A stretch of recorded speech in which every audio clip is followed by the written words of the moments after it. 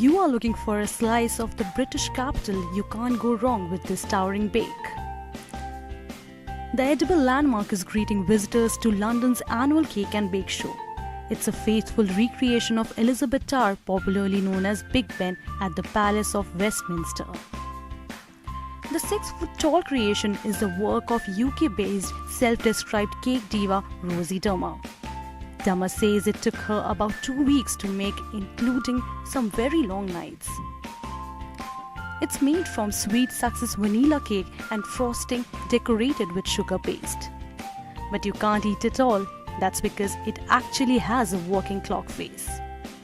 In terms of cake, I can't put it behind the clocks because they work, but everywhere else there's cake.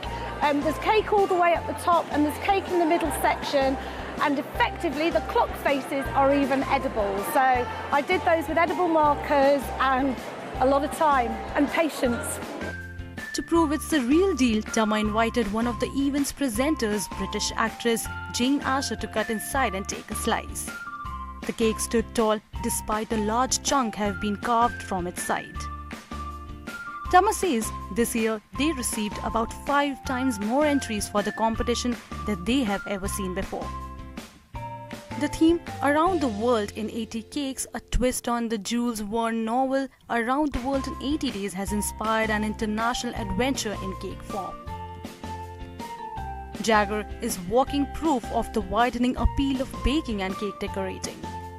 A prison governor based in the south of Wales, he found fame competing on British television baking competition. I love the creativity, I love the design, I love the intricate detail in there, the fantastic colours, and just the way that creative mind has come up with that creation that's in front of us. You can see behind us now, there are some fantastic ones in there. There are some that you think, how are they standing? Well, there's a skill to that, there's an art. You've got to put a structure underneath anything, because cake, when you stack it like that, is heavy. It's very heavy. So the way they've done it, the way they've come up with some of the ones, especially a topsy-turvy one slightly leaning over, is very creative, very skillful. Visitors are busy snapping pictures and getting some inspiration, perhaps for future creations. The Cake and Bake Show ran at London's Excel Convention Centre from 5th to 7th October. The eventual winner of the main cake competition was Heaven is the Cake on Earth by Becky Graham.